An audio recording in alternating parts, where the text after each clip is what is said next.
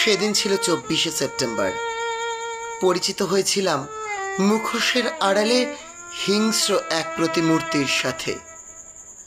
অন্যায়কে সমর্থন আর প্রতিবাদকে কোণঠাসা করার এক নির্মম লড়াই। শিক্ষা, অর্থ, প্রতিপত্তি থাকলেই যে কেউ মানুষ হয়ে উঠতে পারে না, সেদিন বুঝেছিলাম। সমঝোতা করতে পারলে হয়তো কাছের মানুষ হয়ে থেকে যেতে পারতাম, কিন্তু মনুষ্যত্বকে বিকিয়ে হলো না কাছের মানুষ সেজে ওঠা।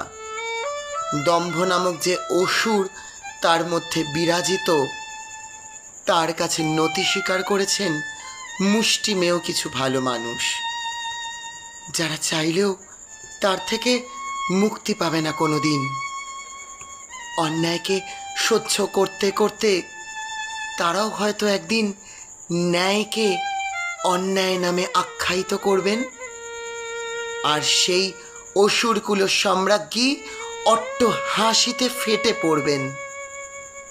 ছলনার আশ্রয় নিয়ে নতুন নতুন মানব মানবীকে বেঁধে রাখবেন, প্রয়োজন ফুরিয়ে গেলে ছুঁড়ে ফেলে দেবেন, আর দম্ভের সাথে বলে উঠবেন, আমি নির্দোষ, আমি নির্দোষ, আমি নির্দোষ। হ্যাঁ, একদিন এটাই হবে তার আফসোস। শূন্য দর্শক আসন, ফাঁকা মঞ্চে একাকিনী বলে উঠবেন, মনে রেয়াজ কহ যে, ভালো মন্দ যাহাই আসুক সত্যরে লও সহজে।